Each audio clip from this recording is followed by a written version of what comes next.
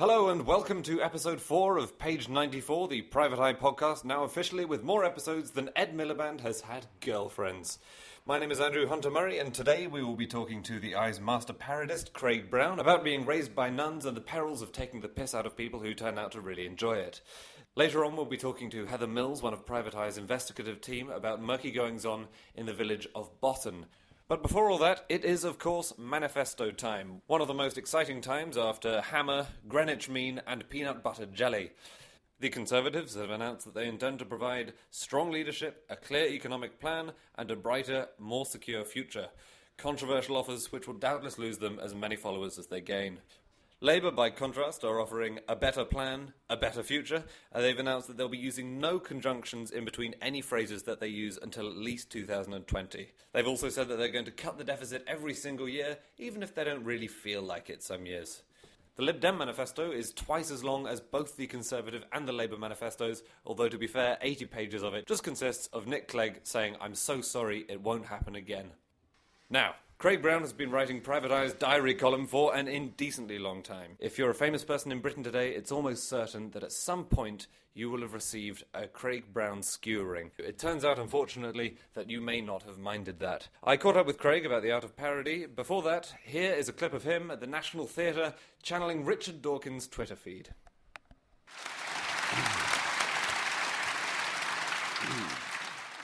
Tweet. Ice Bucket Challenge, a loathsome reminder of the sheer unabashed cruelty of religious belief. Tweet. Predictable tsunami of stupidity greets my condemnation of Ice Bucket Challenge. OK, pouring icy water over a human being might not be conventionally religious, but it is irrational enough to be logically considered as such. Tweet. No, I would be happy to subject an unborn fetus to the Ice Bucket Challenge. But that is not the point. Tweet. Can't you listen? I did not say that every fetus should be subjected to the Ice Bucket Challenge. On the other hand, it would probably teach it a valuable early lesson in religious barbarity. Tweet. R.I.P. Dickie Attenborough, a great admirer of mine. Tweet. Do I detect the hand of Pope Francis behind the Ice Bucket Challenge? He clearly knows that only by freezing our brains can he force humans into irrational beliefs. Tweet. See me on YouTube explaining position on Ice Bucket Challenge in greater philosophical detail to Jon Snow at Channel 4 News.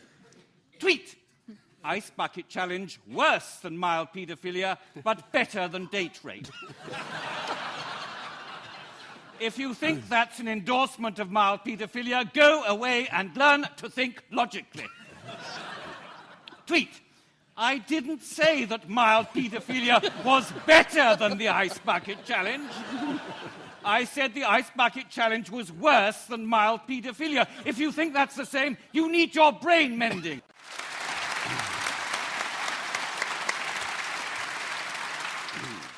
Craig Brown is the most fashionable, most successful young journalist of his generation. No question.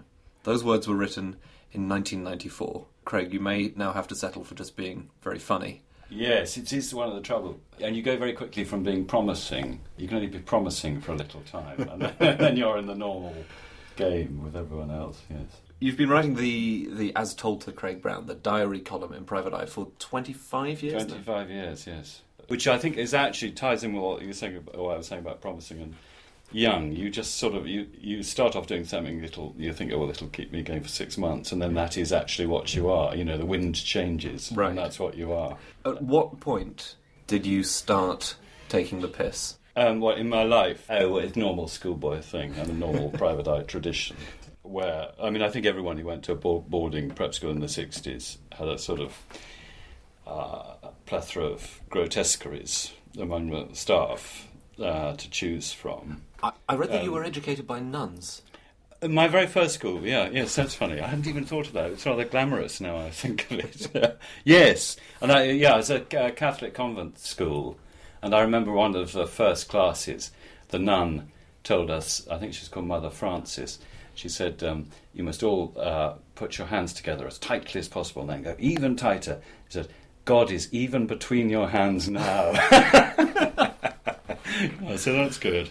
Wow, Yeah. like a dead moth. Yes, yes. So that, however hard you tried to avoid him, he was still there. And I remember also with the nuns, so this is when I was kind of probably 5, 6, but we, because they were often called by, or maybe always called by men's names, so it'd be, Mother Joseph or something like that, because they're named after saints. And so I remember having one discussion about whether the nuns were male or female, because you can't really because they're desexualised in a way with that. Did you start at school caricaturing? Yeah. So with a friend of mine, we used to just do the staff voices and things like that. And so my life hasn't progressed since the age of 7. You are still about 7 years old. Yes. Yes, and I think actually everyone says, people who criticise Private Eye say, it's schoolboy humour, but there isn't any other. But there's no kind of grown-up humour, because then it's not humorous. Right. You know what I mean? Grown-up humour I always think of as, because I live in Aldborough, and there's the Aldborough Festival, but occasionally if you go to a concert, there'll be a little sort of humorous divertissement by, the conductor. And it's not funny, but everyone goes, there's a special kind of laughter for things which aren't funny. And I call that grown-up humour. The only humour is childish. Yes. Yeah? Sort of necessarily. Yeah. I mean, I can't think of any humour which isn't. So, we've got you up to the age of about 7. Right. Not long to go. Do you ever find yourself sympathising with your targets, thinking, actually, you seem like such a nice, decent person? Actually, the odd thing, you do at the beginning, you think, how can I, attack this nice person? But then once you've done the parody, you believe, as you're writing it, you're believing it's true, because that's the only way it works. So by the end, you think, what a completely ghastly person. And of course, it's the person you created. Your Richard Dawkins tweets are... I like those. I mean, if you look at his tweets, I don't know how regularly you do, but he does about 15 a day. I mean, he's a manic tweeter. And Twitter has been a real godsend, because it's sort of... I mean, most of what I do is about people's vanity and solipsism, and they're kind of real dilution of vanity, in that they're just people saying, look at me, believe me, enjoy me. Or retweeting nice things that people say about them. Yes, it's extraordinary. Yeah. And intelligent. And, I've got lots of objections to Richard Dawkins. He's obviously intelligent, but he's prepared to be moronic, or he doesn't realise how moronic he is. And vain. It's extraordinary. So that's given a whole new injection of life. Have you ever been confronted in the immediate aftermath of writing something really cutting? Yes, I always sort of forget. I mean, Ian sometimes passes, because I don't really mix with these people, whereas Ian sometimes does with Have I Got News For You.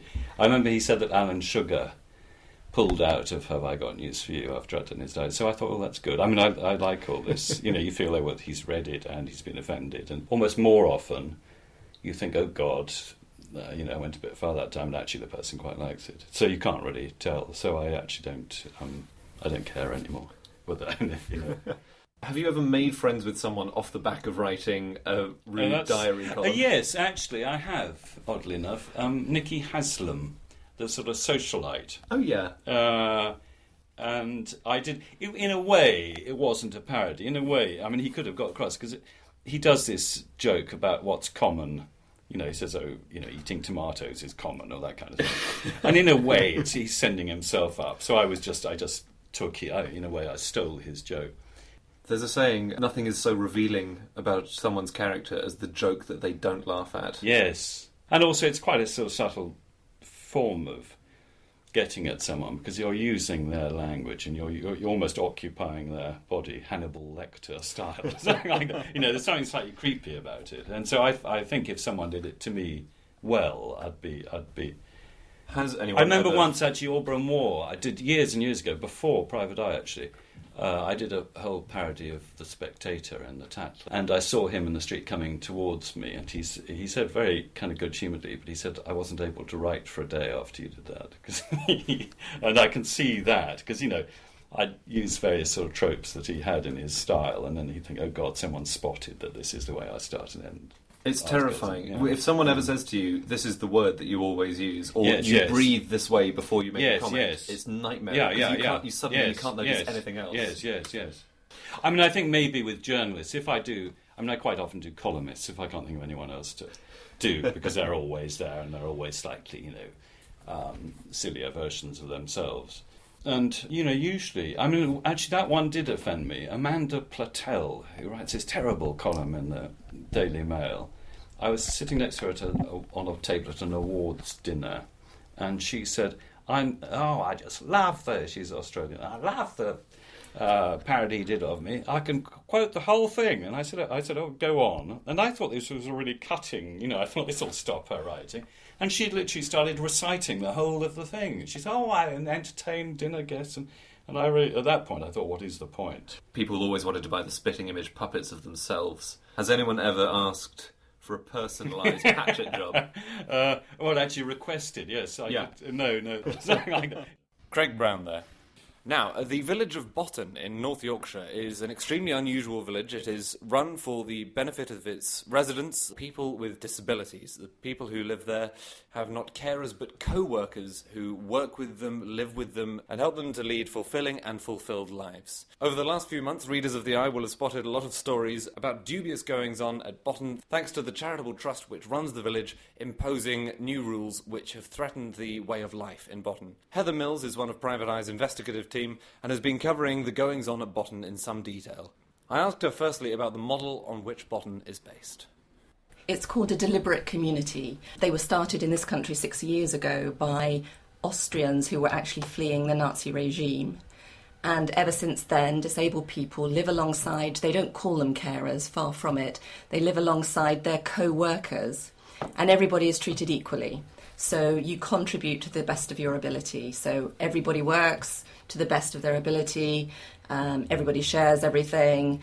Disabled people live in the same houses as, quotes, normal people and their families, and they share work, they share entertainment. It's a village where you can wander in and out of everybody else's place. There's a church, a bakery, a workshop. There's even a Steiner school there. And Botton is part of a group of 9, which are all run by an organisation called Camp Hill Village Trust. And that's a charity, isn't it? And that's a charity, yes. What has been happening at Botton recently? So in 2011, Botton was found to be failing in all the regulatory areas, partly because, it was run as this community and it wasn't being run in a way that it should have been, that would guarantee that all the disabled villagers had autonomy over things they may want to do and were safe. So everybody accepts that there needed to be some changes at Botton. They needed to be able to prove that they were keeping, even though, as far as I understand it, they'd had no disasters, they needed to be able to prove that they were providing very good care. There were also concerns about the way the finances were being run. And again, as this kind of community, they may not have been, keeping everything together in the way that they should have done. So it needed to change, it needed reform. Nobody has any doubts about that. So the Camp Hill Village Trust stepped in at that point? Yes. And what they did, I think they probably panicked a little bit, and they brought in a whole new set of managers from the care or the NHS background who decided that it needed to be run much more on the traditional carer, cared for basis. And that has caused huge upset within a community, of course, because it changes everybody's status. So the Camp Hill Village Trust, they want to replace all the voluntary co-workers with paid carers working shifts. They want to split up their households so that those with disabilities no longer share the sort of family houses. And this has prompted a lot of opposition, isn't it, from within the opposition community? From within the community and from many of the families whose daughters, sons, brothers, sisters, are living in the village and have been wonderfully happy there for many years, some of them. So were these very drastic changes from the Camp Hill Village Trust all based on the previous failings that have been identified? Yeah, and the point that probably needs making is that in the intervening years they have become fully compliant. They now have a good report from the CQC. The Charity Commission is happy with the finances. So the big question is, why throw the baby out with the bathwater? Why split up this whole idea of shared living and shared working?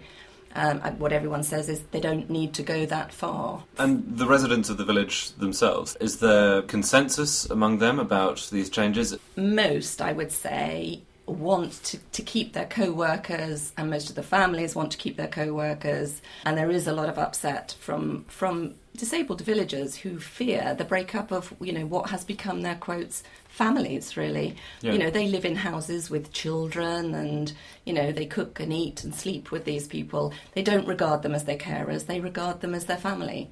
And they are really concerned that they're going to lose that family.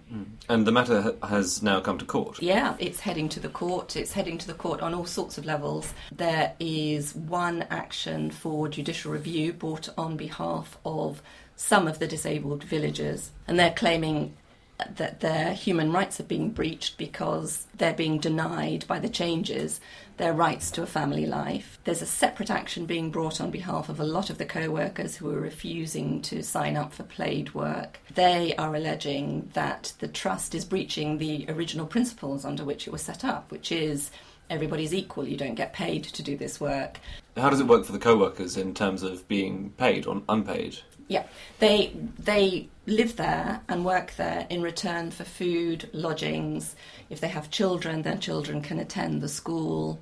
They get expenses, to an extent. There's a pooled car, that kind of thing. But there's no salary involved. But they don't regard it as work at all. So, right. You could argue that having to be available all through the night for people who might need you in the night, is being on duty and being at work. They're providing 24-hour, round-the-clock care, but they don't see it that way. It sounds as though the alternative would be, apart from anything else, much more expensive.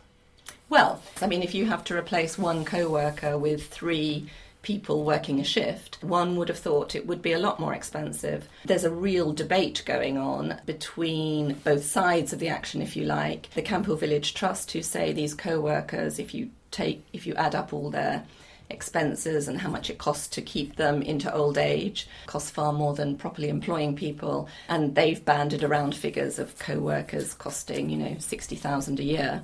Right. This is completely disputed by accountants who have gone through CBT's accounts, where they say the average cost of a co-worker is about 15,000 a year. And no doubt this is all stuff that the courts will be asked to look into.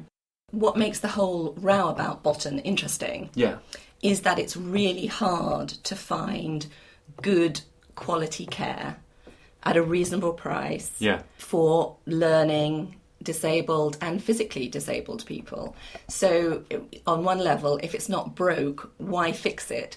The sort of classic way of thinking about care is that disabled people need to be part of the community to get them out of institutions and care homes and hospitals like the disaster that was Winterbourne, and move them into the community. But the reality for lots of disabled people is that could just mean they're stuck at home with their family in loneliness, or they're living out in the community in loneliness. So there's not a lot of choice for families who are really worried about their children or their brothers and their sisters, particularly as they get older, that they're going to get good care.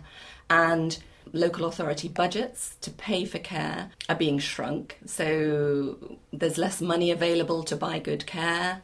Some of the good homes that were being run by organisations like Scope, Guinness, some of the others, they're closing their homes. And they say it's all to get people into the community, but the reality is there aren't good community places available. You might just be consigning them to isolation in the community, if you like. What made Botton slightly different is that they could wander out of one house and into another. In some of these shared accommodation, they will need a carer to come and escort them out and take them shopping and do all of these kind of things. Most families with a disabled child or adult, as they now are living in poverty, and they are reliant on the local authorities to fund a lot of their care, and they don't have, local authorities are cutting their budgets to pay for care. And we've now got into this really, I find, sort of completely dehumanising system whereby some local authorities are now putting up care plans for disabled people onto an online bidding process. So they're not identifying the people, but they're setting out all their care needs, and they're going out to various care homes and providers saying, how much will you charge me to look after this person? And so the lowest bidder, I presume, is the one who gets the contract to Well, look after the it? local authorities will argue that it isn't the lowest bidder. Okay. It has to meet care priorities, but you have to ask. If it's a bidding process, you have to be looking at the fees, don't you? Presumably, whoever meets the care priorities and bids lowest Yes, will would be get looked the at. contract. Yeah. If they meet all the care priorities, of course, then I presume the local authorities would say, well, that's okay. Then we've done our duty there. Yes, but you can tick a box and meet a care need. Whether it's good care needs to be seen to be done, and good care can't come cheap. I mean, a lot of these disasters that are happening is because care costs are cut to a minimum. Care workers are paid minimum wage, Sometimes below it, I believe. sometimes below minimum Yeah. wage, particularly those when they're trying to care for somebody out in the wider community and visiting their homes. We have lots of these care organisations that aren't paying travel time, for example, to the carers, so that they could be spending half their day travelling and not being paid for it. Effectively, you get paid for half a day's work. Half a day's work for actually working a whole day if you take your travel time. Yeah. And that's below the minimum wage, and it's unlawful. And the Eye was writing about that about 3 years ago, and it's still going on. Heather Mills there. And since that interview was recorded, the disabled villagers have lost their application for judicial review over their rights to family life, but they do intend to appeal. The case continues. That's all for this episode of Page 94. Thank you for listening. We hope you've enjoyed it. If you have, please do tell your friends, or for that matter, write a review on iTunes. If you want to write to us, correct us, or sue us, you can get in touch via podcast@private-eye.co.uk. We'll be back next time with an interview with Private Eye's medical correspondent, Phil Hammond. Thanks very much again, and goodbye.